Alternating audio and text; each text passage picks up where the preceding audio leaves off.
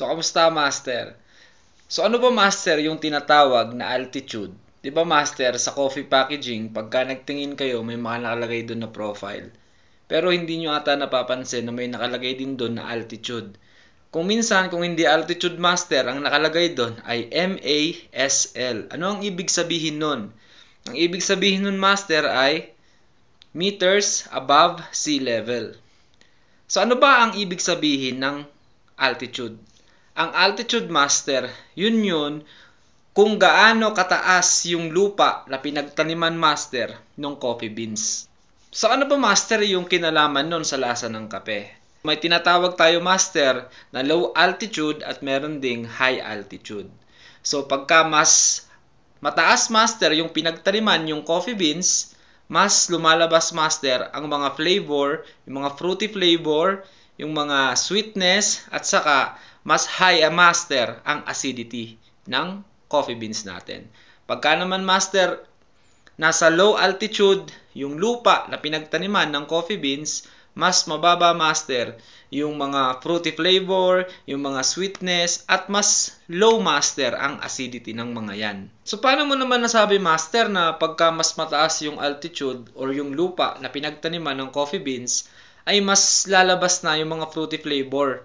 So, ganito kasi yan, Master. Pagka mas mataas, Master, yung lupa na pinagtaniman mo ng coffee beans, ay mas mabilis madrain, Master, yung tubig. Kaya ang mangyayari, Master, mas magiging concentrated yung sugar at ang tendency nun, Master, magiging siksik. Kaya mas lalong nagiging sweetness or sweet yung coffee beans sa mas mataas na altitude. Ibig sabihin mo, Master, pagka mas mataas yung acidity, kasi sabi mo pag high altitude is mas high yung acidity, ibig sabihin mo, Master, nun, mas masarap yun sa kape? Oo naman, Master. Pansinin nyo, Master, di ba? Pagka mas high ang acidity, Master, pagka gumawa kayo ng milk base, mas nangingibabaw, Master, yung lasa ng kape.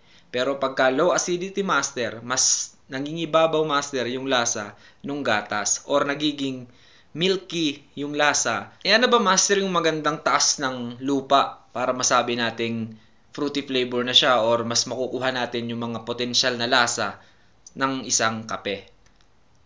So, sa pagtanungan ko, Master, ng mga tropa nating mga roastery, ang sinasabi nila sa akin, Master, mas maganda daw, Master, kung 1,200 pataas yung height ng lupa na pinagtaniman ng kape. O yun nga yung tinatawag ko kanina pa na altitude.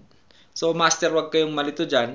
At kailangan, Master, pagka may bago kayong beans, tignan nyo agad yung altitude kung 1,200 pataas. Kasi 1,200, kinukonsider yan, Master, na high altitude. Master, ano ba yung mas magandang gamitin sa drip coffee at sa espresso? So, sabi sa akin, Master, ng mga tropa nating roastery, mas maganda daw kung gagamitin yung roast ng beans sa drip coffee is yung light to medium roast. Pagdating naman, Master, sa espresso machine, mas maganda raw, Master, kung gagamitin natin yung medium roast. So, yun lang, Master. Sana natulungan ko uli kayo at naging aware kayo sa packaging ng kape, sa altitude na yan. So, sana, Master, marami kayong natutunan ngayong araw na to sa akin uli. At about sa mga roasting, ayoko na. Kasi baka magkamali tayo ng information. Sana lang may isang roastery naman na mag-explain about sa mga packaging na yan. Ano ba yung mga yan nandyan? Para naman mas mamulat tayong mga barista. Especially yung mga newbie. So sana hinahamon ko kayo. Please, bigyan nyo kami ng mas maganda pang paliwanag. Kasi kayo yung mga nasa roastery. So magkakaiba tayo ng mga pinaniniwalaan siguro about sa ganyan. Pero kung sino man ang expert about sa mga lasa ng coffee, siguro kayo yung mas expert yun. Yung mga nagtatrabaho sa roastery. So thank you, Master. Stay humble.